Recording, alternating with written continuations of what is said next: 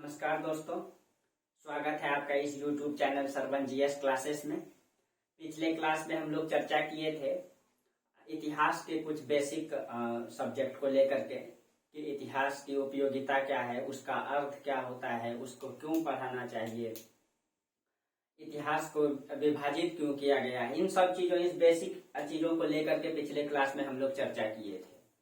हम लोग इतिहास को जानने से, सिलेबस स्टार्ट करने से पहले कुछ बेसिक चीजें को समझ लेते हैं दोस्तों। इसको देख लेते हैं। आज हम लोग चर्चा करेंगे, क्योंकि हम लोग इतिहास में मानव के द्वारा किए गए क्रियाकलापों को पढ़ते हैं, उसके विकास के क्रम को पढ़ते हैं कि मानव ने किस तरह से विकास किया, आर्थिक विकास, सामाजिक विकास, सांस्कृतिक विकास, राजनीतिक विकास, क्योंकि मानव ने किया है। और इसका प्रारंभ कब हुआ, मानव ने इसकी शुरुआत कब किया, इन सब चीजों को लेकर के हम लोग आज चर्चा करेंगे। इसीलिए क्योंकि दोस्तों मानव के द्वारा किया गया क्रियाकलाप का विकास को हम इतिहास में पढ़ते हैं, चाहे वो आर्थिक विकास हो, सामाजिक विकास हो, विज्ञान के विकास हो, सांस्कृतिक विकास हो, कोई भी विकास हो जिसको मानव ने जन्म दिया है, तो कहीं न कहीं ये क्रम वाइज क्रम चलते आए और इतिहास को हम जो है क्रमबद्ध तरीके से तिथिवार अध्ययन करते हैं। तो आज इसी चीज को हम लोग चर्चा करेंगे दोस्तों कि मानव, हम पिछले क्लास में हम लोग चर्चा किए थे कि मानव जहां से उत्पत्ति हुआ, यानी मानव ने जब से क्रियाकलाप करना स्टार्ट कर दिया इस धरती पर आकर के, उसी समय से इतिहास प्रारंभ हो गया। जब क्रियाकलाप स्टार्ट हुआ तो मानव जो भी क्रियाकलाप करना प्रारंभ किए, वहीं से इतिहास का प्रारंभ हुआ। यानी जैसे मनुष्य सोचना प्रारंभ किया कि हम कौन हैं, हमारा पूर्वज कौन है, हम कहां से आए हैं, हमारी उत्पत्ति कैसे हुई है, वहीं से इतिहास प्रारंभ हुआ। तो आज हम लोग यहीं से चर्चा करेंगे दोस्तों, मानव की उत्पत्ति से लेकर कि कैसे मानव की उत्पत्ति होती है, किस तरह से मानव धीरे धीरे क्रम वाइज क्रम विकास करते हैं। इस विकास को हम लोग देखेंगे आज, इसके बारे में हम लोग पूरा चर्चा करेंगे। आज हम लोग पढ़ेंगे दोस्तों मानव की उत्पत्ति। मानव की उत्पत्ति यहां से हम लोग चर्चा करेंगे दोस्तों, मानव की उत्पत्ति से। और पूरा चर्चा करेंगे हम लोग कि मानव की उत्पत्ति जो है, किस तरह से मनुष्य ने धीरे धीरे विकास करना प्रारंभ किया, इन सब चीजों का चर्चा करेंगे आज। चलिए तो देखते हैं कि मानव की उत्पत्ति को समझने से पहले दोस्तों हम लोगों को समझना होगा इस पृथ्वी की उत्पत्ति के बारे में कि ये पृथ्वी की उत्पत्ति कैसे हुआ, किस तरह से पृथ्वी, मतलब पहले, मतलब जब आप लोग, हालांकि दोस्तों ये बहुत सारे धार्मिक ग्रंथों में भी इसकी चर्चा की गई है, लेकिन आज के इस वैज्ञानिक युग में, आज के इस विकास के दौर में हम लोग उसको नहीं मान सकते। हम लोग कहीं के वैज्ञानिक थॉट को मानते हैं। तो हम लोग देखेंगे वैज्ञानिकों का किस तरह से मानना है। पृथ्वी पहले एक आग का गोला था। जिस तरह से दोस्तों आज ये पृथ्वी आप देख रहे हैं, इस तरीके से शुरुआती चरण में ये पृथ्वी ऐसी नहीं थी। शुरुआती चरण में ये पृथ्वी ऐसी नहीं थी, धीरे धीरे इसका विकास हुआ है। शुरुआती चरण में पृथ्वी एक आग का गोला था। अभी आप लोगों को दिखाएंगे भी दोस्तों कि ये शुरुआती चरण में एक आग का गोला था। इसमें लाखों वर्ष बारिश हुई, कई बार इसमें जलवायु परिवर्तन हुआ, और तब जलवायु परिवर्तन के बाद धीरे धीरे पृथ्वी वर्तमान में इस स्वरूप में है। धीरे धीरे क्रम वाइज क्रम इसका विकास हुआ है। इसी चीज को हम लोग देखेंगे दोस्तों। हम लोग चर्चा करेंगे किस तरीके से पृथ्वी, तो मानव की उत्पत्ति को जानने के लिए हम लोगों को दोस्तों कहीं न कहीं पृथ्वी की भौगोलिक संरचना को देखना होगा, पृथ्वी के विकास को देखना होगा, क्योंकि पृथ्वी का विकास होने के बाद ही पृथ्वी पर मनुष्य का विकास हुआ है। शुरुआती चरण में एक सूक्ष्म जीव से मानव की उत्पत्ति माने जाता है, और इस सूक्ष्म जीव की उत्पत्ति पृथ्वी पर हुई है। और चूंकि पृथ्वी शुरुआती चरण में आग का गोला था, वो धीरे धीरे ठंडा होकर के आज के स्वरूप में बना है, और धीरे धीरे कहीं कहीं क्रम वाइज क्रम इसका विकास हुआ है। और इस चीज को हम लोग ज्योग्राफी में डिटेल से चर्चा करेंगे दोस्तों, लेकिन यहाँ पे थोड़ा सा हम लोग देख लेते हैं पृथ्वी की उत्पत्ति को लेकर के कि पृथ्वी का उत्पत्ति कैसे हुआ। तो मानव की उत्पत्ति को जानने के लिए हम लोगों को पृथ्वी की उत्पत्ति थोड़ी बहुत जाननी पड़ेगी। चर्चा करेंगे दोस्तों उसका कि पृथ्वी की उत्पत्ति को लेकर के क्या क्या बातें हैं। अगर सीधा सीधा अगर चर्चा किया जाए कि मानव की उत्पत्ति कब हुई, तो आप इसको सीधा बोल सकते हैं तृतीयक युग के प्लायोसीन काल में। आप इसको डायरेक्ट बोल सकते हैं कि तृतीयक युग के तृतीयक युग के प्लायोसीन काल में।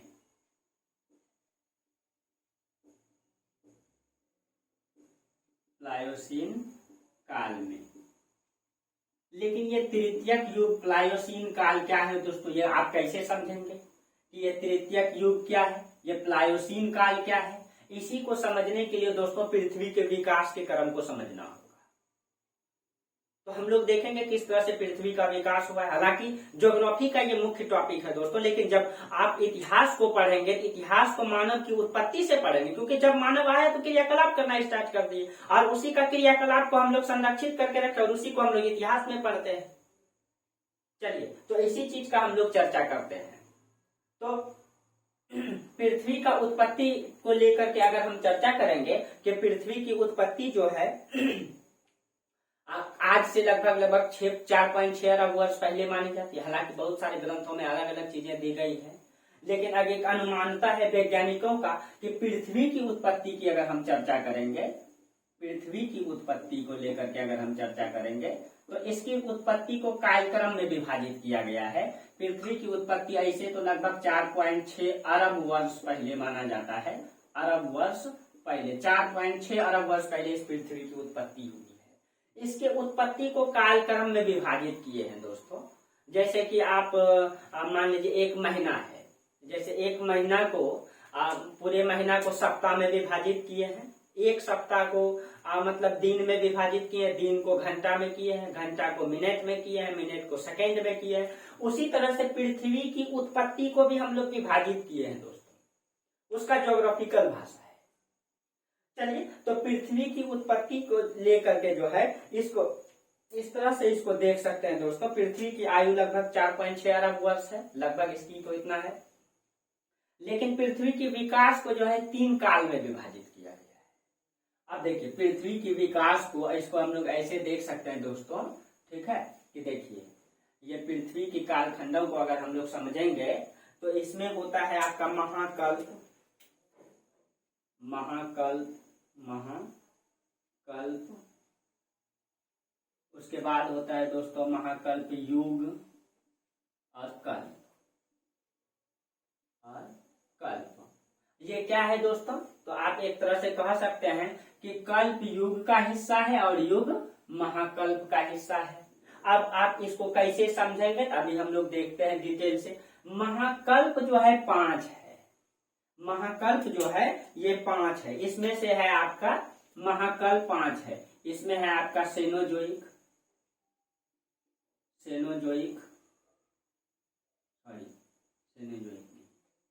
प्रीपेलियोजोइक,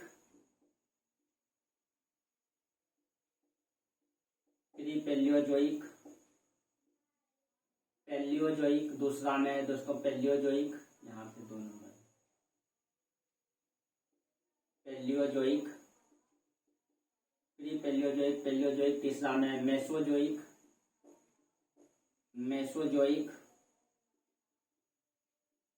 सेनोजोइक,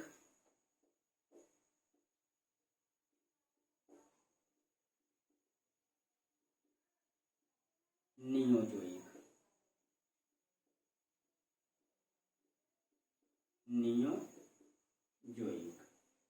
ये है आपका दोस्तों प्रीपेलियोजोइक, Palaeozoic, Mesozoic, Cenozoic, Neozoic.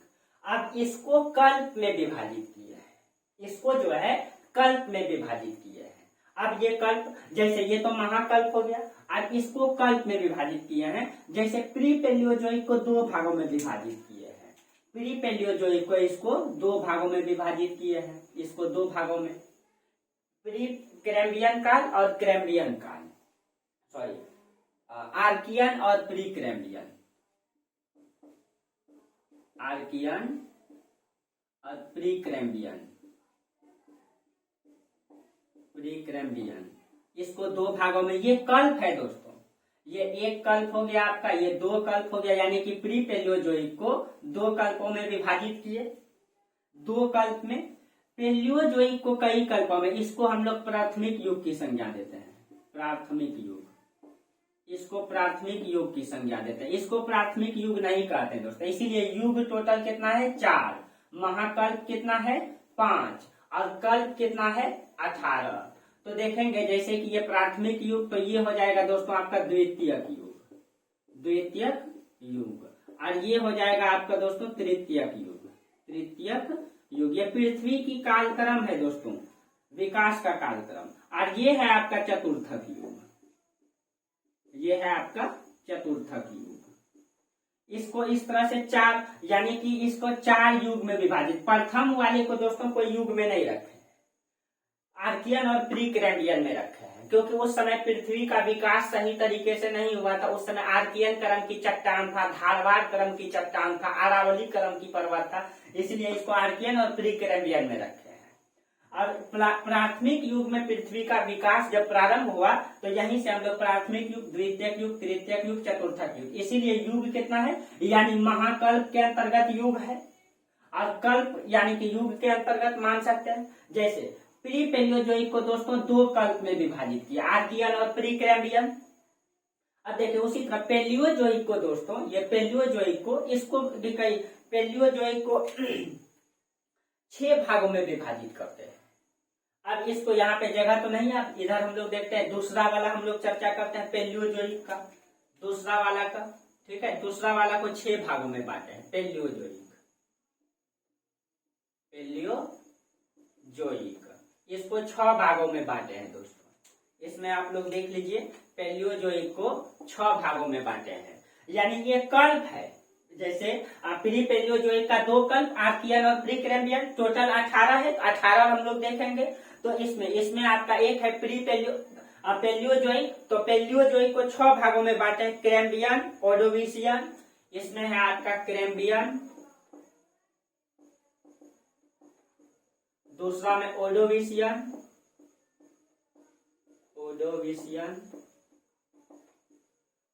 Cambrian, Ordovician, सिल्वरियन, डियूनियन,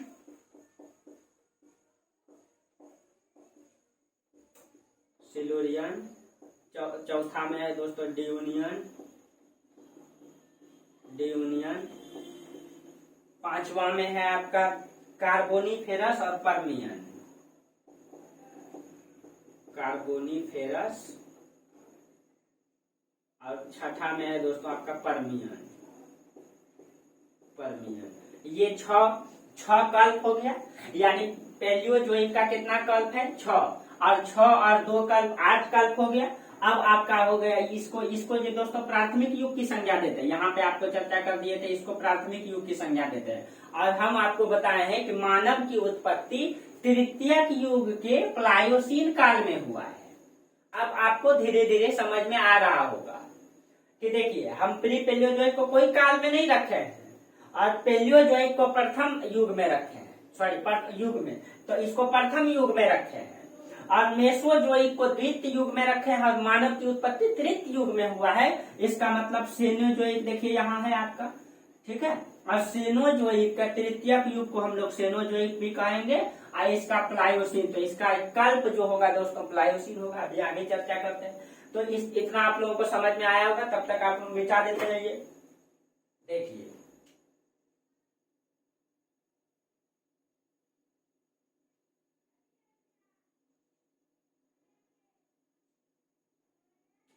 अच्छा, चलिए इसको मिटा दें।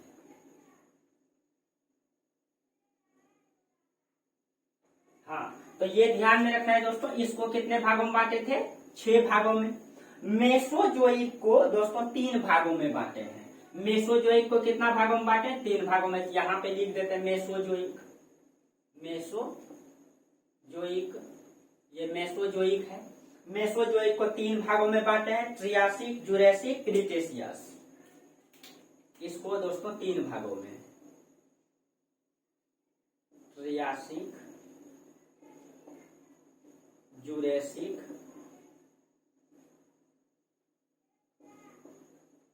क्रीटेशियस।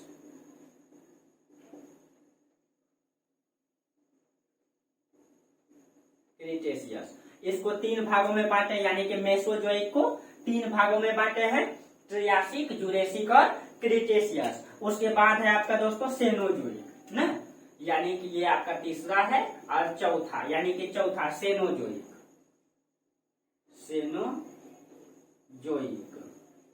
अब देखिए सेनोजोइक को दोस्तों 5 भागों में बांटे हैं। सेनोजोइक को, इसमें पेलियोसीन, इयोसीन, इसमें है आपका पेलियोसीन,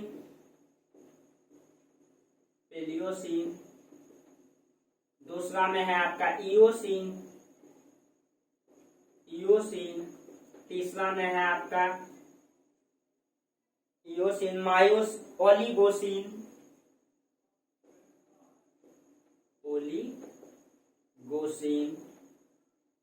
चौथा में है आपका मायोसीन, और पांचवा में है आपका प्लायोसीन। तो आपको बताए थे दोस्तों, देखिए अब ये जो है सेनोजोइक, इसी को हम लोग तृतीयक युग की संज्ञा देते हैं, इसको तृतीयक युग की न, यानी कि प्रथम प्री पेलियोजोइक को हम लोग कोई युग की संज्ञा नहीं देते हैं, लेकिन पेलियोजोइक को प्राथमिक युग की संज्ञा देते हैं, इसको 6 कल्पों में बांटे हैं। मेसोजोइक को द्वितीय युग की संज्ञा देते हैं, इसको 3 भागों में। सेनोजोइक को 5 भागों में बांटे हैं, इसको तृतीयक युग की संज्ञा देते हैं। और अभी आपको चर्चा किए थे मानव की उत्पत्ति तृतीयक युग के प्लायोसीन काल में हुआ है। अब देखिए अब हुआ क्या था प्लायोसीन काल में, यानी कि यही प्लायोसीन काल में यहाँ पे आपका मानव की उत्पत्ति हुआ है। ये तो आपका फैक्ट जानकारी था दोस्तों, लेकिन इसको समझना है बारीकी से। जब तक आप बारीकी से नहीं अध्ययन करेंगे, जब तक एक आपको कॉन्सेप्चुअल नॉलेज नहीं रहेगा, तो इतिहास पढ़ने का कोई मायने नहीं। इसीलिए आपको इस मतलब चैनल में आपको डिटेल से पूरा हिस्ट्री पढ़ाया जाएगा, ठीक है। तो यही प्लायोसीन काल में मानव की उत्पत्ति होती है। अब देखिए अब कितना हो गया दोस्तों, अब एक बच गया आपका नियोजोइक। अभी देखिए 2, 6, 8, 3, 11, 5, 11, 3, 12, 13, 14, यहाँ पे 3, 14 और 14, 5, सॉरी एक सेकंड गलती हो गया कहीं। अब देखिए यहाँ 2, 6, 8, 3, 11, 5, 16। आज नियोजोइक को 2 भागों में बांटते हैं दोस्तों, इसको यहीं पे विभाजित कर देते हैं 2 भागों में, इसको 2 भागों में बांटते हैं, तो आपका 18 हो जाएगा न। तो यहाँ हो जाएगा आपका 2, 6, 8, 3, 11, 5, 16, 2, 18। तो इसको कौन कौन सा दोस्तों, इसको जो है प्लीस्टोसिन और होलोसिन, इसको प्लीस्टोसिन और होलोसिन। इस तरह से दोस्तों देखिए अब आप समझ गए होंगे, ये पृथ्वी की उत्पत्ति का विकास का क्रम है। पृथ्वी शुरुआती चरण में आग का गोला था, जो अभी आपको जस्ट समझाएंगे इसके बारे में। पृथ्वी किस तरह से आग का गोला था, और धीरे धीरे विकास, पृथ्वी आग का गोला ये धीरे धीरे ठंडा होकर के, ठीक है, इसमें लाखों साल तक बारिश हुई, कई साल जलवायु परिवर्तन हुआ, आज वर्तमान में इसकी ऐसी स्थिति है। चलिए अब देखिए, तो प्लीस्टोसिन, होलोसिन, इसको 2 भागों में बांटे लास्ट। तो अब टोटल 18 मतलब कि आपका कल्प हो गया, 4 युग हो गया, इसको चतुर्थक युग कहते हैं, तो 4 युग हो गया। अब महाकल्प 5 हो गया। तो महाकल्प कितना है 5, pre Paleozoic, Paleozoic, Mesozoic, Cenozoic, Neozoic. अब प्री पेलियोजोइक को कोई युग की संज्ञा नहीं देते हैं, उसको 2 कल्पों में बांटे हैं, आर्कियन और प्री कैम्ब्रियन, आर्कियन और प्री। और दूसरा में प्री पेलियोजोइक, पेलियोजोइक को 6 भागों में बांटे हैं। पेलियोजोइक को आपका 6 भागों में बांटे, इसको मतलब कि प्राथमिक युग की संज्ञा देते हैं। और मेसोजोइक को 3 भागों में बांटे, इसको द्वितीयक युग की संज्ञा देते हैं।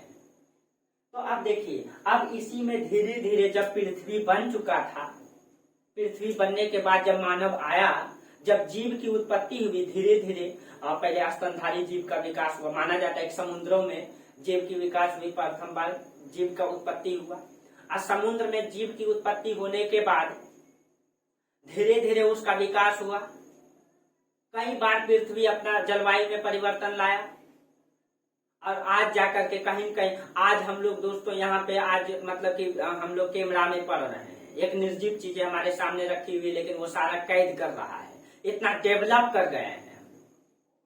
ये कैसे हुआ, क्या एक बार में हो गया? क्या 10 साल पहले इतनी अच्छी व्यवस्था थी, आज हम लोग 5G फिर 6G यूज करने लगे हैं? क्या ये एक ही बार में हो गया है? नहीं हुआ है। आज इस चीज का विकास किसने किया? साइंस ने किया। लेकिन साइंस को संरक्षित किसने किया दोस्तों? साइंस को किसने बताया? इतिहास ने बताया। साइंस को किसने संरक्षित किया? इतिहास ने किया। मनुष्य ने कब से साइंस का विकास किया? इस चीजों को आज हम लोग चर्चा करेंगे। इसीलिए मानव की उत्पत्ति से लेकर के जब तक आप इतिहास नहीं पढ़ेंगे तो आपको इतिहास पूरा समझ में नहीं आएगा। इसीलिए चलिए, तो ये सेनोजोइक के यही प्लायोसीन काल में मानव की उत्पत्ति हुई। लेकिन माना जाता है दोस्तों कि जो पेलियोसीन काल है, ये जो आपका पेलियोसीन काल है, इसी में आपका प्राइमेट का विकास हो चुका था।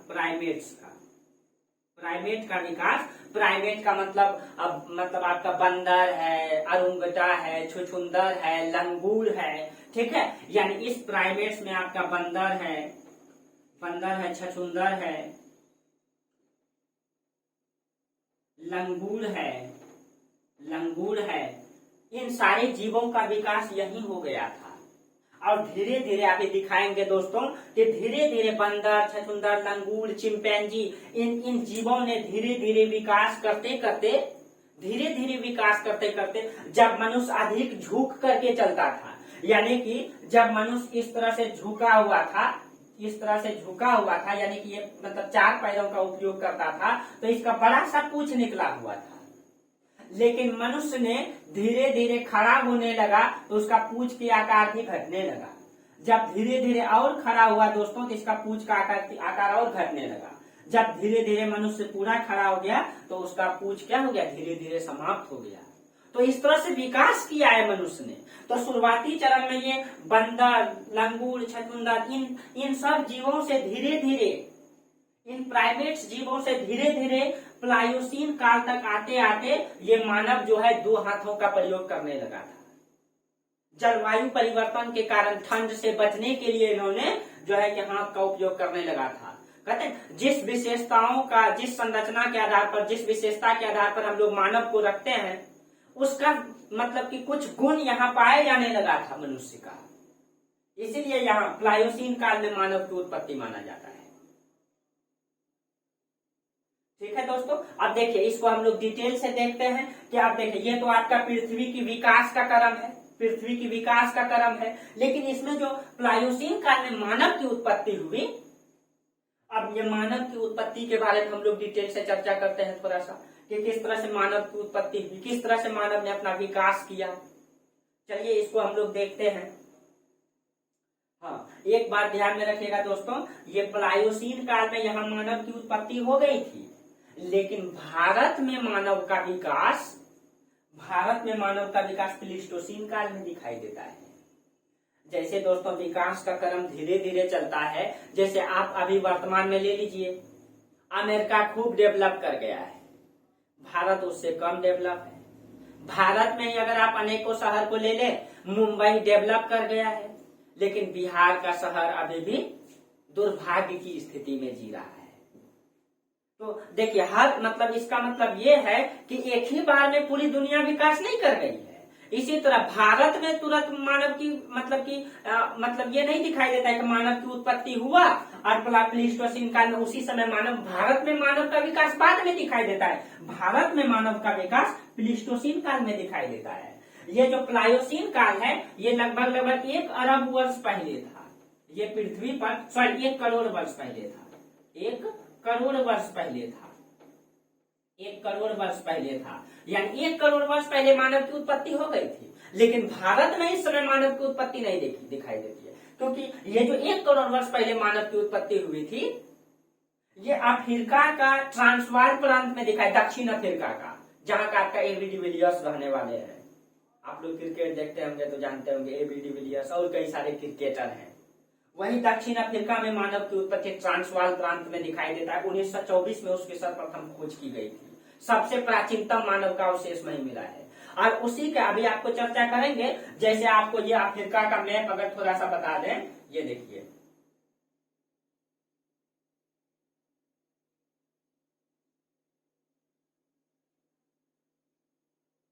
ये दोस्तों मान लीजिए अफ्रीका का मैप है, तो ये आपका दक्षिण अफ्रीका है। यहीं के ट्रांसवाल प्रांत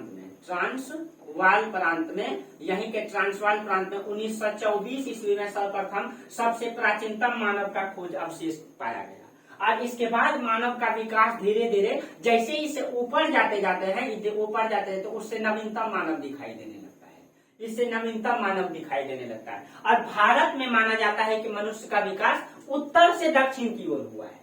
इसीलिए यहां से मनुष्य का माना जाता है कि अगर मान लीजिए आप दक्षिण भारत को अगर ये समझ लें, ये दक्षिण भारत का मैप है, तो इधर से मनुष्य का विकास इधर हुआ है, इधर से मनुष्य। इसीलिए यहाँ पे सबसे प्राचीनतम मानव, इससे पुराना नया मानव, इससे नया, इससे नया। और भारत में इसीलिए ये प्लीस्टोसीन काल लगभग 5 लाख साल पहले था। आज से 5 लाख वर्ष पूर्व मानव पृथ्वी का उत्पत्ति मानव में माना जाता है, सॉरी भारत में माना जाता है। यानी मानव की उत्पत्ति भारत की धरती पर 5 लाख साल पहले माना जाता है, क्योंकि उसका अवशेष के आधार पर यही निकाला गया अभी तक। यानी उस समय भारत में पूरा पाषाण काल चल रहा था, पूरा पाषाण काल में माना जाता है। जिस तरह से आज देख लीजिए मुंबई शहर बहुत डेवलप कर गया है, क्या बिहार भी उतना डेवलप है? नहीं है। दिल्ली खूब डेवलप कर गया, क्या बिहार उतना डेवलप है? नहीं है। धीरे धीरे डेवलप की प्रक्रिया चल रहा है, धीरे धीरे चल रहा है। यानी वो शहर से पूरा बड़ा शहर बन गया है, लेकिन अभी कुछ ऐसा बिहार में कुछ ऐसे क्षेत्र हैं जो अभी ऐसा पूर्णतः गाँव में है। वहां के लोग 5G सही से इस्तेमाल नहीं कर पा रहे हैं, 4G नहीं इस्तेमाल कर रहे, एंड्रॉइड से नहीं चला रहे हैं। लेकिन मुंबई जैसा शहर में 6G आ गया है, 5G लॉन्च कर दिए है। अभी हाल फिलहाल में नरेंद्र मोदी 5G लॉन्च कर दिए, जापान 6G इस्तेमाल करने लगे। तो यही चीज है दोस्तों, विकास का क्रम धीरे धीरे चलता है। उसी तरह अफ्रीका में मानव पहले दिखाई देता है, लेकिन भारत में मानव बाद में दिखाई देता है। अब इसी चीज को हम लोग अभी देखते हैं फिगर में, किस तरह से मनुष्य ने किस तरह से विकास किया। तो ये तो आपका दोस्तों पृथ्वी की उत्पत्ति का विकास का क्रम था, ये भौगोलिक करने जो आपको ज्योग्राफी में अच्छा से बताया जाएगा। लेकिन अब हम लोग मानव की उत्पत्ति का विकास का क्रम को हम लोग देखते हैं। जैसे अभी हम लोग चर्चा किए कि ये प्लायोसीन काल में मानव की उत्पत्ति लगभग 1 करोड़ वर्ष पहले हुई, और भारत में प्लीस्टोसीन काल में लगभग 5 लाख वर्ष पहले हुई। ठीक है, तो इसका विकास को क्रम को हम लोग समझते हैं कि कैसे मानव ने विकास किया। चलिए तो उसको हम लोग देखते हैं दोस्तों। अब जो है हम लोग देखें, जैसे हम लोग अभी देखे पृथ्वी की उत्पत्ति और विकास, अब हम लोग देखते हैं मानव की उत्पत्ति और विकास का क्रम को हम लोग समझते हैं। इसी में हम लिख देते हैं मानव की उत्पत्ति एवं विकास, मानव की उत्पत्ति एवं विकास। अब देखिए मानव की उत्पत्ति और विकास को हम लोग समझते हैं दोस्तों। जैसे मानव की उत्पत्ति अभी आपको बताए सेनोजोइक महाकाल के तृतीयक युग के, तो यहाँ पे आप सिर्फ लिख देंगे क्या, सेनोजोइक महाकाल,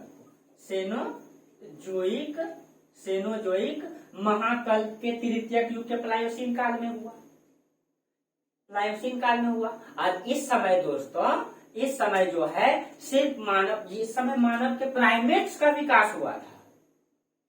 इस समय मानव के प्राइमेट्स का विकास, प्राइमेट्स मतलब इस समय जो है प्राइमेट का विकास हुआ था। प्राइमेट में वही आपका वही कपी, जिसको हम लोग बानर कहते हैं, कपी जिसको हम लोग बानर कहते हैं, उसमें आपका उरुंगटा, इसमें आपका छछुंदर, इसमें आपका जिसको आप मतलब कि चिंपैंजी, इन सारे स्तनधारी जीवों का विकास हुआ था इस समय। लेकिन कहा जाता है कि मनुष्य की जो उत्पत्ति है, जो मानव की विकास का क्रम है, इस कपी से माना जाता है, बानर से माना जाता है। अब ये जो कपी है दोस्तों, कहा जाता है कि उस समय जो सबसे पहले था वो था आपका रामापिथेकस, उसमें था आपका रामापिथेकस। और ये रामापिथेकस कहा जाता है दोस्तों 4 पैरों का उपयोग करता था। ये रामापिथेकस 4 पैरों का उपयोग करता था, और ये जंगलों में रहता था। लेकिन धीरे धीरे कहा जाता है ये जंगलों में रहता था, कंदमूल फल खाता था, ये नरभक्षी था, ये जंगलों में कंदमूल फल खाता था। उस समय पृथ्वी बना ही था, पूरा जंगल था, और उस समय मतलब कि ये लोग मतलब कंदमूल फल नरभक्षी था, आपस में मार के उसको कच्चा ही खा जाता था, और ये जंगल में रहता था। लेकिन कहा जाता है ना, अपने जीवन में जो संघर्ष किया है, जो अपने जीवन में कहते हैं कठिनाइयों का सामना किया है, वही आगे बढ़ा है। जो रिस्क लिया है जिंदगी में, वही आगे बढ़ा है, और बिना रिस्क लिए हुए दोस्तों जिंदगी में आगे नहीं बढ़ा जा सकता है। कठिन परिश्रम के साथ साथ आपको रिस्क भी लेना होता है जिंदगी में कई बार, तब जाकर के मतलब इतिहास में आपका नाम दर्ज होता है। इतिहास में कई ऐसे शासक को देखते हैं दोस्तों, कई सारे युद्ध लड़े जिसमें उनका बचने का भी चांस नहीं था, लेकिन फिर भी उन्होंने इतिहास में नाम दर्ज कराने के लिए कई सारे युद्ध लड़े। बाबर को ही देख लीजिए दोस्तों, भटकता रहा जिंदगी भर, कहीं उसको रास्ता नहीं मिल रहा था बाबर को। जब वो उनको फरगना से निकाला गया था उज्बेकों के द्वारा, वो अफगानिस्तान का आपका किरथर की पहाड़ी, सुलेमान की पहाड़ी में भटकता रहा था, लेकिन उन्होंने संघर्ष किया और संघर्ष करते करते आखिर में पानीपत के युद्ध, खानवा का युद्ध, चंदेड़ी का युद्ध, 4 युद्धों को जीत करके, उससे भी पहले 4 युद्ध उन्होंने जीता था, तब जाकर के इतिहास में नाम दर्ज कराया और एक नई वंश का नींव डाला। तो दोस्तों इतिहास में बहुत बड़ा बड़ा रिस्क लेना पड़ता है अपने जीवन को इतिहास में नाम दर्ज कराने के लिए। तो वही चीज है दोस्तों, इस जो रामा पिथेकस है दोस्तों, इन्होंने भी अपने जीवन में रिस्क लिया। ये जंगल में रहता था, लेकिन यही रामा पिथेकस दोस्तों कहा जाता है कि 2 भागों में विभाजित हो गया।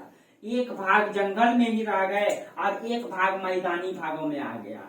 एक जो था एक मैदानी भागों में आ गया और वो विकास करना प्रारंभ कर दिया, और एक जंगल में ही रह गया। और ये आज जंगल में ही, आज भी उसका हालत वही जंगली ही है दोस्तों, जो जंगल में रह गया। काहे कि इन्होंने रिस्क नहीं लिया, और इन्होंने रिस्क लेकर के मैदानी भागों में आया। और जैसे ही रामा पिथेकस जो है 2 भागों में बटा, एक मैदानी भाग में, एक जंगली भाग में, जो एक जंगल में ही रह गया, ठीक है। तो जो मैदानी भाग में आ गया उसको ऑस्ट्रेलियोपिथेकस कहा जाता है, उसको ऑस्ट्रेलियोपिथेकस कहा जाता है, पिथेकस। और ये मानव का सबसे आदि पूर्वज माना जाता है दोस्तों। देखिए, आदि पूर्वज और निकटतम पूर्वज में अंतर है। आदि पूर्वज का मतलब है कि मतलब जो जिस आधार पर, जिस संरचना के आधार पर, जिस गुण के आधार पर आप मनुष्य को मनुष्य में रखते हैं, वो गुण ये ऑस्ट्रेलियोपिथेकस में दिखाई देता है। इसलिए मानव का सबसे आदि पूर्वज ऑस्ट्रेलियोपिथेकस को कहा जाता है। इसको सबसे आदि पूर्वज माना जाता है, यानी इसमें मानव का गुण दिखाई देने लगा था। और इसी से आदि ऑस्ट्रेलियोपिथेकस के बाद ये तो दोस्तों जंगल में ही रह गया, तो जो जंगल में रह गया उसको जो है महाकपि नाम दिया गया। जो जंगल में रह गया वो महाकपि। और जो मैदानी भागों में आ गया दोस्तों वो ऑस्ट्रेलियोपिथेकस कहलाया, और इसी से विकास करना प्रारंभ किया। जब ये मैदानी भागों में आया तो उस समय धरातल बर्फ से ढका हुआ था, और ये जब बर्फ से ढका हुआ था इसको मैदान में छुपने का जगह नहीं मिल रहा था, तो ये हमेशा अपना पैर को उठाना चाहता था दोस्तों। 4 पैर से 2 पैर में हमेशा खड़ा रहने का प्रयास किया, और धीरे धीरे कहा जाता है प्रयास किया, तो आज जो है ये मानव के रूप में है। और अभी भी दोस्तों, जैसे अभी आपको तुरंत चर्चा किए, पहले ये 4 पैर का इस्तेमाल करता, झुक के चलता था, बड़ा पूंछ था, और जैसे जैसे ये खड़ा होने लगा तो इसका पूंछ समाप्त हो गया। उसे अभी वर्तमान में दोस्तों हाल फिलहाल में रिसर्च किया गया है, जो बच्चे रात दिन इस तरह से मोबाइल लेकर के रात दिन इस तरह से मोबाइल देखता है दोस्तों, उसका ये वाला जो गर्दन का हड्डी है वो निकल गया है 1 इंच निकल गया है। क्योंकि बचपन से ही वो जब जन्म लेता है उसको मोबाइल पकड़ा दिया जाता है। ये गलत आदत है दोस्तों। इसमें रिसर्च किया गया है कि बहुत सारे बच्चों का ये वाला जो हड्डी है ना, ये 1 इंच निकल गया है, क्योंकि वो छोटा बच्चा से लेकर के 6 साल तक हुआ, और हमेशा 24 घंटा में उसकी माँ हमेशा मोबाइल पकड़ा करके अपना काम में व्यस्त रही, और वो हमेशा मोबाइल देखता रहा 24 घंटा में 10 घंटा। इससे ये वाला हड्डी विकसित हो गया। जिस तरह से मनुष्य पहले झुक करके चलता था, बड़ा पूंछ था, लेकिन खड़ा हो गया तो पूंछ समाप्त हो गया, उसी तरह से हो गया है वर्तमान में। तो दोस्तों देखिए, ऑस्ट्रेलियोपिथेकस के बाद इसका विकास का क्रम को देखते हैं दोस्तों, किस तरह से मानव ने विकास किया। जैसे ऑस्ट्रेलियोपिथेकस के बाद है आपका होमो हेबिलस, इसके बाद है आपका दोस्तों होमो हेबिलस। पहले इसका देख लेते हैं दोस्तों क्रम को, फिर एक एक करके डिटेल से चर्चा करेंगे। होमो हेबिलस, उसके बाद है दोस्तों आपका हैंडलबर्ग, होमो हेबिलस हैंडलबर्ग। उसके बाद है आपका होमो इरेक्टस, होमो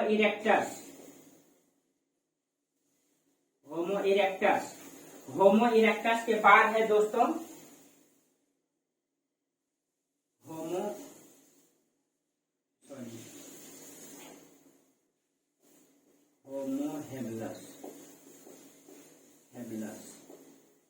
हैंडलबर्ग, होमो इरेक्टस। दोस्तों बोलेंगे सही, लिखने में मिस्टेक हो सकता है, ठीक है। आप लोग मेरी बातों पर ज्यादा ध्यान दीजिएगा, ठीक है। स्पीड से लिखना होता है, क्लास लंबी हो जाती है इसलिए, ठीक है। और राइटिंग में ज्यादा ध्यान नहीं दीजिएगा आप लोग, बोर्ड में बहुत अच्छा राइटिंग तो हो नहीं सकता है, ठीक है। इसलिए आप लोग इसमें ध्यान दीजिएगा, ठीक है। अच्छा, होमो इरेक्टस, और होमो इरेक्टस के बाद आपका निएंडरथल मानव। इसके बाद यहां से लिखते हैं दोस्तों निएंडरथल, और निएंडरथल के बाद है आपका क्रोमैग्नन, और क्रोमैग्नन के बाद है दोस्तों, क्रोमैग्नन के बाद होमोसेपियंस,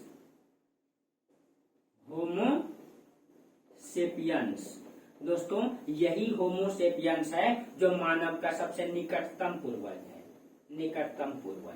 ये जो है दोस्तों मानव का सबसे निकटतम पूर्वज है। आपको बताए दोस्तों कि सबसे आदि पूर्वज ऑस्ट्रेलियोपिथेकस, सबसे निकटतम पूर्वज होमोसेपियंस, क्योंकि ये मानव दोस्तों बौद्धिक मानव था, इसको बौद्धिकता आ चुकी थी, इसको ज्ञान हो चुका था, ये डेवलप कर गया था।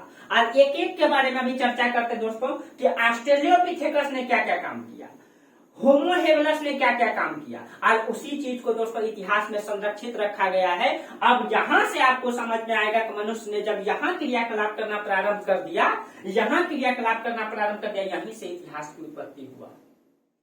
आप लोगों को कल ही चर्चा किए थे, तो इसको समझना बहुत जरूरी है दोस्तों। आप लोग इसको बारीकी से समझिएगा, एक बार में समझ में नहीं आया, 2 बार 3 बार वीडियो देखिएगा, लेकिन इसको समझ लीजिएगा, लिख लीजिएगा। इसका नोट्स भी आपको मिल जाएगा इसी टेलीग्राम ग्रुप में, लिंक डाल देंगे डिस्क्रिप्शन में, हर वीडियो में लिंक डाल दिया दोस्तों। हाँ, शुरू से जरूर देखिएगा, अगर इससे पीछे वाला वीडियो छूट गया है आपका तो फिर आपको ये कम समझ में आएगा, इसीलिए दोस्तों उसको समझ लीजिएगा अच्छा से, फिर इसको देखिएगा। कल वाला वीडियो थोड़ा लेट से आया था, अभी थोड़ा सा टेक्निकल प्रॉब्लम हो जाता है संसाधन की कमी के कारण, धीरे धीरे अभी जानकारी भी कम है दोस्तों टेक्निकल क्षेत्रों में, इसीलिए थोड़ा सा हो जाता है। कल वाला वीडियो लेट से गया था आपका, लेकिन आप लोग देखे, ठीक है। बहुत लोग नहीं देखे हैं तो आप लोग देख लीजिएगा, ठीक है। चलिए, तो ये है आपका दोस्तों, ठीक है। अब देखिए, अब एक एक करके हम लोग इसका विकास का क्रम को समझते हैं, एक एक करके विकास का सबको देखते हैं किस तरह से इन लोगों ने विकास करना प्रारंभ। जैसे ऑस्ट्रेलियोपिथेकस, ये सबसे आदि पूर्वज है दोस्तों, जिन्होंने अब एक एक करके चर्चा करते हैं, ठीक है। ये जो है कहा जाता है, ये ऑस्ट्रेलियोपिथेकस पहले शुरुआती चरण में 4 पैरों का उपयोग करता था, 4 पैरों का उपयोग करता था ये, और मतलब बीच बीच में 2 पैर उठा के चलता था। लेकिन ये मैदानी भागों में आ गया था दोस्तों जंगल से। कुछ लोग डर रहे थे जंगल में जाएंगे तो क्या होगा, लेकिन कुछ लोगों ने रिस्क लिया। कहते हैं दोस्तों जो रिस्क लेता है वही आगे बढ़ता है। तो ये ऑस्ट्रेलियोपिथेकस रिस्क लिया, मैदानी भागों में गया, ठंडा से बचने के लिए इन्होंने, ठीक है, ये जो है 2 पैर मतलब 2 हाथ हमेशा उठाने का प्रयास किया। बारिश होती थी, ठंडा से बचने के लिए अब पैर मतलब गाछ पे खड़ा हो जाता था। अभी दिखाएंगे आपको, अभी दिखाएंगे। इसीलिए तो वही धीरे धीरे उसी का विकास से जो है मानव का विकास हुआ। अब जब ये मैदानी भागों में आया दोस्तों, तो वो गुफाओं में रहता था, कच्चा मांस खाता था, गुफा में रहता था। गुफा में रह करके, गुफा में कहाँ पे दोस्तों, जैसे कि कोई नदी है, मान लीजिए ये आपका नदी बह रही है, ये आपका नदी है, और नदी के बगल में अगर पहाड़ है तो यहाँ पे ये गुफाओं में रहते थे घुस करके, और कच्चा मांस खा करके यहाँ नदी का पानी इस्तेमाल करते थे। तो शुरुआती चरण का जितना भी पाषाण काल में आपको पढ़ाएंगे दोस्तों, वो सब का मानव का विकास आपको नदी किनारे और गुफाओं में दिखाई देता है। वो गुफाओं में रहते थे और पत्थर का औजार इस्तेमाल करते थे शुरुआती चरण में। और कौन मानव ने पत्थर का औजार बनाना सीखा, कैसे विकास किया, इन सब चीजों का चर्चा करते हैं, दिखाते हैं। तो ऑस्ट्रेलियोपिथेकस ये मानव, पहले एक बार बता देते दोस्तों कौन मानव ने क्या क्या उपयोग किया, फिर आपको फिगर दिखाते हैं उसका।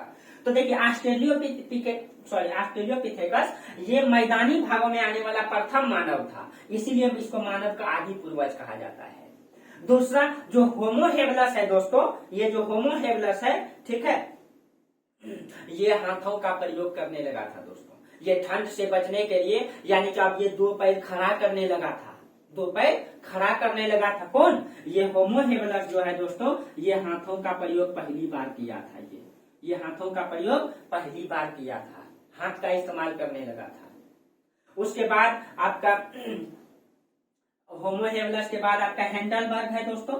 हैंडलबर्ग ने जो है धीरे धीरे पत्थरों को औजार बनाने लगा था, जानवरों की मतलब की शिकार करने के लिए। ये जो है धीरे धीरे औजार बनाने लगा था। ये औजार बनाना धीरे धीरे पत्थरों का शुरुआती चरण में दोस्तों ये लोग बड़ा बड़ा पत्थर होता था। आपको आगे चैप्टर में पाषाण काल जस्ट इसका आगे पढ़ाएंगे। आपको बड़ा पत्थर का इस्तेमाल करता था जानवर को मारने के लिए, पहाड़ों से पत्थर को घरका करके मारता था ये लोग। लेकिन जैसे जैसे इनका विकास होते गया वो पत्थर को नुकीला बनाते गए। इस चीज को अगला चैप्टर में देखेंगे दोस्तों। तो ये धीरे धीरे यानी कि अगर आपका औजार बनने लगा दोस्तों, कहीं कहीं ये किसके देखिए ये विज्ञान को जन्म दिया। वही औजार आज जाकर के वो औजार भाला में बदला, तलवार में बदला, फिर बंदूक में बदला, आज बड़ा बड़ा मिसाइल दागते हैं हम लोग दोस्तों। कहीं कहीं ये विज्ञान के विकास को दिखाता है। और यानी विज्ञान के विकास को अगर इतिहास दिखाता है, इसका मतलब है इतिहास को भी संरक्षित रखने का काम कौन करता है? सॉरी, विज्ञान को भी संरक्षित रखने का काम कौन करता है? इतिहास करता है। इसलिए हर व्यक्ति को इतिहास पढ़ना चाहिए दोस्तों। लेकिन कुछ लोग इतिहास को गड़े हुए मुर्दे उखाड़ना समझ लेते हैं, वो समझते ही नहीं है कि इतिहास क्या है। इसीलिए ठीक है, देखिए। और जो होमो इरेक्टस था दोस्तों, ये पहली बार आग का इस्तेमाल आग का आविष्कार किया था। ठीक है, ये पहली बार आग का आविष्कार किया था। ध्यान में रखिएगा दोस्तों, आग का ये आविष्कार किया है, इस्तेमाल नहीं बता रहे हैं। होमो इरेक्टस आग का आविष्कार किया है, होमो इरेक्टस। ठीक है दोस्तों। अब ये जो नियंडरथल मानव है दोस्तों, ठीक है, ये जर्मनी के नियंडरथल घाटी में पाया गया, इसीलिए इसका नाम नियंडरथल है। अभी सबके बारे में डिटेल से चर्चा करते हैं। ठीक है, और इसने ये देखिए होमो इरेक्टस ने आग का आविष्कार किया, ये आग का आविष्कार किया, और नियंडरथल मानव ने आग का उपयोग किया। आग का उपयोग किया। पहले ये लोग डायरेक्ट कच्चा मांस खा जाते थे, लेकिन अब मांस को इन्होंने पका करके खाने लगा, टेस्टी हुआ। इसका मतलब भरण पोषण के लिए टेस्टी अच्छा लगने लगा इन लोगों को। अभी इसका देखते हैं दोस्तों, क्रोमैग्नान मानव। ये क्रोमैग्नान मानव जो है दोस्तों, ये जो है इन्होंने कई सारी चीजों को जन्म दिया। अभी डिटेल से चर्चा करते हैं। पहले देख, क्रोमैग्नान मानव दोस्तों पहली बार इन्होंने इसको बौद्धिक ज्ञान हो चुका था दोस्तों। ये बौद्धिक मानव था, इसको मतलब कि विकास का क्रम को इन्होंने जन्म दिया। और उसके बाद जो बौद्धिक मानव आए होमो सेपियंस, जिसको मानव का निकटतम पूर्वज माना जाता है। तो इसको हम लोग पहले फिगर में देख लेते हैं दोस्तों, फिर हम आगे अभी आपको एक एक करके डिटेल से चर्चा करते हैं। यही तो आपका इतिहास है। तो पहले फिगर में देख लीजिए दोस्तों। चलिए पहले हम लोग फिगर में देख लेते हैं।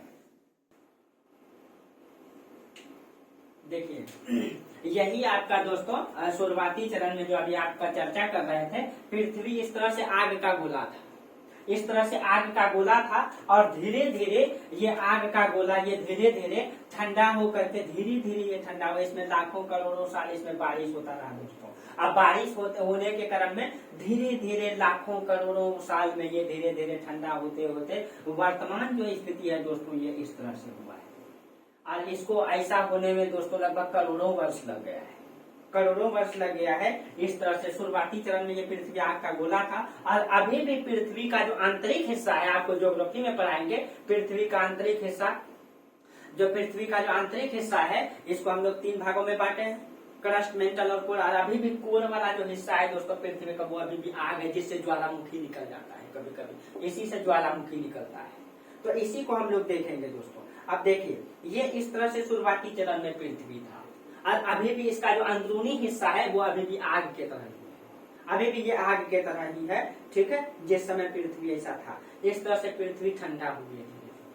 और इसमें जब पृथ्वी वर्तमान स्थिति में आई, जब पृथ्वी ऐसा हो गई वर्तमान स्थिति में ये आई, तब इसमें जो मानव का विकास हुआ है वो धीरे धीरे हुआ है, क्रम वाइज क्रम हुआ है। उसी मानव का विकास को अभी हम लोग चर्चा कर रहे थे दोस्तों। उसको आप लोग इस तरह से देख सकते हैं कि किस तरह से ये मानव का विकास हुआ है। जब ये मानव, इसको दोस्तों इस तरह से आप समझ सकते हैं। देखिए, जब ये मानव चारों पैरों का उपयोग करता था, चारों पैरों का उपयोग करता था, झुक करके चलता था, तो इसका बड़ा सा पूंछ था, बड़ा पूंछ था। लेकिन ये धीरे धीरे अभी देखिए ये 45 डिग्री पर आया, यानी डायरेक्ट सीधा खड़ा नहीं हो गया, सीधा खड़ा डायरेक्ट नहीं हो गया। जैसे हम बोले ऑस्ट्रेलियोपिथेकस या मतलब कि जंगल से मतलब मैदानी भागों में आया तो ये सीधे खड़ा नहीं हो गया, धीरे धीरे पहले ये झुक कर नहीं चलता था, हाथ का उपयोग भी करता था, पैर का भी करता था, धीरे धीरे ये खड़ा होने लगा। और जैसे जैसे ये धीरे धीरे खड़ा होने लगा दोस्तों, इसका पूंछ धीरे धीरे समाप्त होते चला और धीरे धीरे पूंछ समाप्त होकर के डेवलप करते गया। और आज का दुनिया जो है कुछ ऐसा ही है दोस्तों।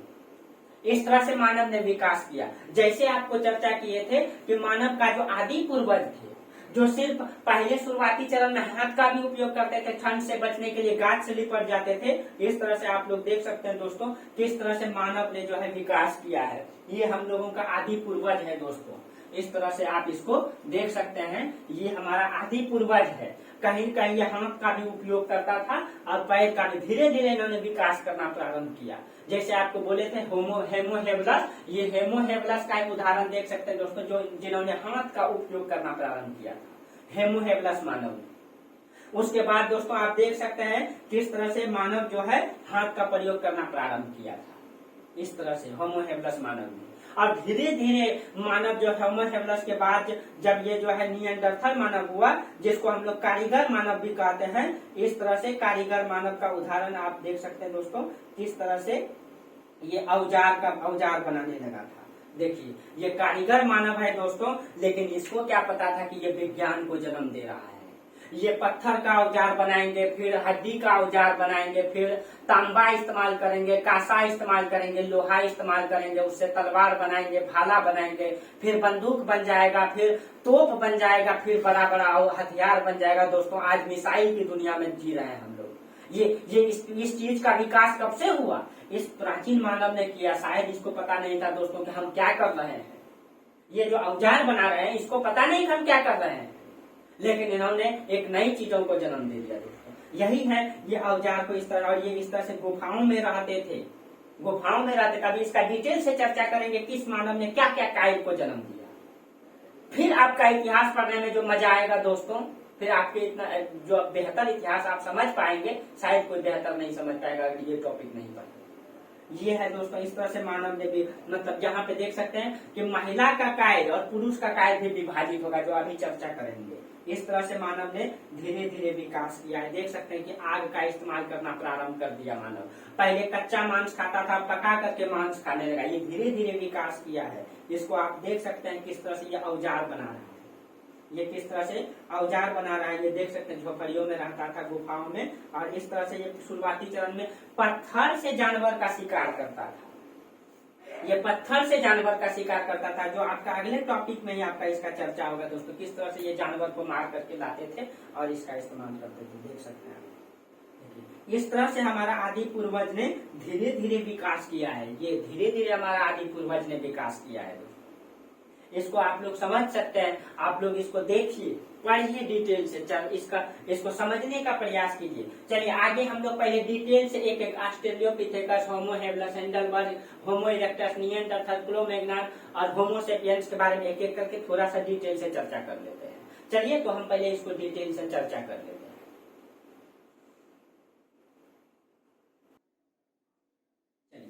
तो अब हम लोग इसको डिटेल से समझ लेते हैं दोस्तों।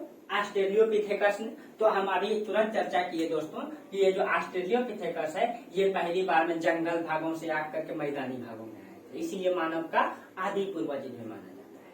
ठीक है, तो ये तो। और होमो इरेक्टस की क्या खासियत है? होमो इरेक्टस का, सॉरी होमो हेबलस का। होमो हेबलस ने ये जो है ठंड से बचने के लिए पहली बार हाथ का उपयोग करना प्रारंभ कर दिया था। ये सबसे पहली बार हाथ उठा करके चलने लगा था। अब दोस्तों जैसे इन्होंने हाथ उठा करके चलने लगा, यानी कि इन्होंने एक कला को जन्म दिया, ये औजार बनाना प्रारंभ कर दिया, एक कला को जन्म दिया, विज्ञान को जन्म दिया। और यहीं से ठीक है, होमो हेबलस ने ही किसको जन्म दिया? कला को जन्म दिया। और कला ही संस्कृति को जन्म देगा दोस्तों। संस्कृति ही आर्थिक विकास को लाएगा, सामाजिक विकास को लाएगा। और यही सामाजिक आर्थिक, तब हम लोग जब पढ़ेंगे अभी दोस्तों पाषाण काल के बाद हम लोग जब सिंधु घाटी सभ्यता पढ़ेंगे तो उसमें हम लोग पढ़ेंगे एक सभ्यता बसा था, तो उसका समाज पढ़ेंगे, उसकी संस्कृति पढ़ेंगे, उसकी अर्थव्यवस्था पढ़ेंगे। कहां से?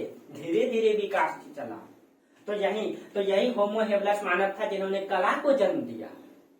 उसके बाद इन्होंने कला को जन्म दिया, इन्होंने हाथ का इस्तेमाल करना प्रारंभ किया। इसीलिए इसको जो है दोस्तों कारीगर मानव भी माना जाता है।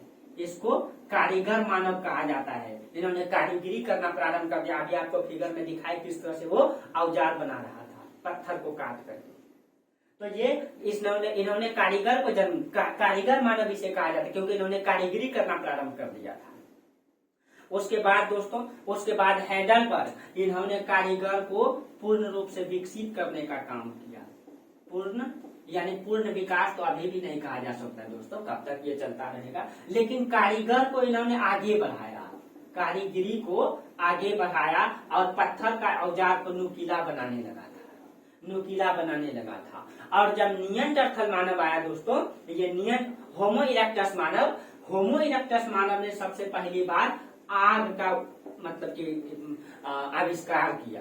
आग का आविष्कार कैसे किया दोस्तों, इसको डिटेल्स में जब पढ़ाएंगे, ज्योग्राफी में चर्चा करेंगे। लेकिन इन्होंने आग का आविष्कार जो किया था, ये पत्थर से पत्थर जब तोड़ते थे, जब ये कारीगर मानव आया तो वो पत्थर को काटते थे, और जब पत्थर काटने के क्रम में चिंगारी उत्पन्न होता था तो उसको रात में अच्छा लगता था। उसी से उन्होंने आग का आविष्कार किया।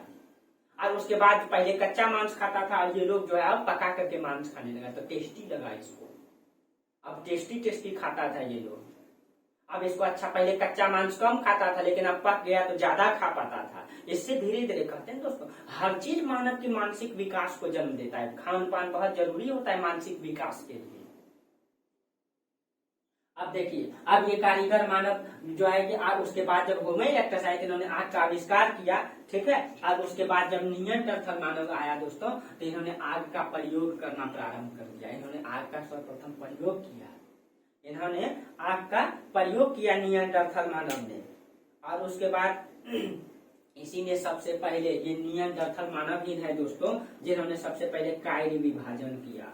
कायरी विभाजन का मतलब है दोस्तों, महिलाओं का काम घर का होगा, पुरुष का काम बाहर का होगा। ये उसी समय में उन्होंने कर दिया था। और कहीं न कहीं दोस्तों उसी का विकास क्रम को आज दिखाते हैं हम लोग। लेकिन अब हम लोग इतना विकास करने लगे हैं दोस्तों कि अब महिला रहे या पुरुष रहे, अब सब काम को करने लगे हैं क्योंकि हम लोग अब डेवलप हो गए हैं। तो इन्होंने ही निएंडरथल मानव ने ही कायल को विभाजित किया था कि महिला का काम घर का होगा, पुरुष का काम बाहर, क्योंकि महिला गर्भवती होती थी। महिलाओं को और कई सारे समस्या होती है, आप लोग सभी जानते हैं दोस्तों। इसीलिए इन लोगों ने महिलाओं का कायल को विभाजित किया। उसके बाद निएंडरथल मानव ने तो उसमें पुरुष का कायल, उसके बाद इन्होंने कहा जाता है सावधान प्रक्रिया को जन्म दिया। सावधान प्रक्रिया मतलब दोस्तों दफनाने की प्रक्रिया। दफनाने, पहले ये लोग मरता था तो डायरेक्ट फेंक देता था मैदान में। लेकिन कहीं न कहीं दोस्तों ये बताता है कि इसको बौद्धिक विकास हो गया था हल्का फुल्का। अगर ये दफनाता है तो हम लोग जानते, दफनाते क्यों है, क्योंकि हम लोग मानते हैं कि ये शरीर मरता है, ये पंचतत्व से बना हुआ शरीर मर जाता है। ये मिट्टी का शरीर मिट्टी में मिल जाता है, लेकिन हमारे अंदर जो आत्मा बसा हुआ है तो वो कहीं कहीं फिर दूसरे शरीर में जाता है। इसके यानी कि ये आत्मा की अमरता को समझता होगा कि आत्मा अमर है, इसीलिए तो ये ऐसा करता होगा। यानी ये दिखाता है, ये सावधान प्रक्रिया कहीं कहीं ये संस्कृति को जन्म दे रहा है दोस्तों। ये संस्कृति को जन्म दे रहा है। यही संस्कृति आज भी हमारे समाज में जिंदा है कि नहीं है? आज भी हमारे समाज में जिंदा है। यानी कहीं कहीं ये संस्कृति को जन्म दे रहा है। ये आत्मा की अमरता, यानी कहीं कहीं ईश्वर की सत्ता को ये ला रहा है, ईश्वर की सत्ता को ला रहा है। काल्पनिक चीजों पर ये विश्वास कर रहा है। तो धीरे धीरे मानव विकास करना प्रारंभ कर दिया है। उसके बाद यानी कि अब जब आत्मा की अमरता को ये मानता है दोस्तों, यानी सावधान प्रक्रिया करता है, दफनाता है, इसका मतलब ये आत्मा की अमरता, आत्मा अमर है, इसकी ये संकल्पना है। जब आत्मा अमर है दोस्तों, जब ये मानता है आत्मा अमर है, दूसरे शरीर में जाता है, इसका मतलब ये पुनर्जन्म की संकल्पना को जन्म देता है। पुनर्जन्म की संकल्पना को ये जन्म देता है।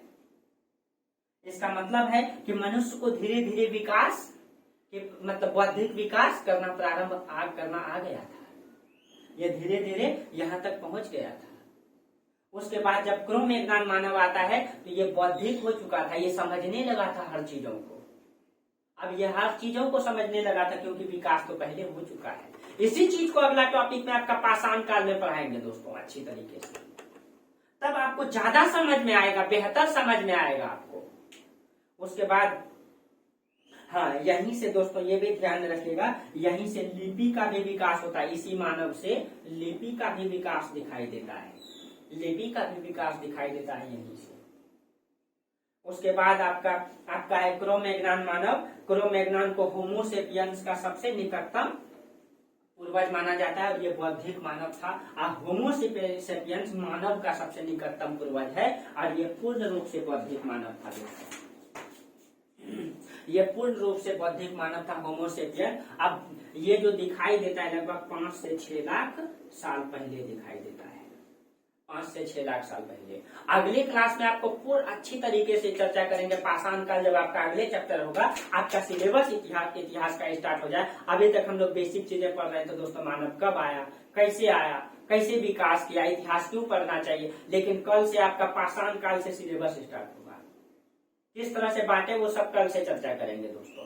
ये पूरा का पूरा रहा आपका माना, और इसको बेहतरीन तरीके से समझिएगा। आपको इसका पीडीएफ मिल जाएगा, डिस्क्रिप्शन में लिंक दे देंगे टेलीग्राम ग्रुप का, आप लोग उसमें जुड़ जाइएगा दोस्तों। अगर आपको क्लास अच्छी लगती है तो चैनल को लाइक कीजिए, सब्सक्राइब कीजिए, शेयर कीजिए, सपोर्ट कीजिए दोस्तों। आप लोगों के लिए आगे बहुत करेंगे। कॉम्पिटिटिव एग्जाम के लिए आपको बाहर नहीं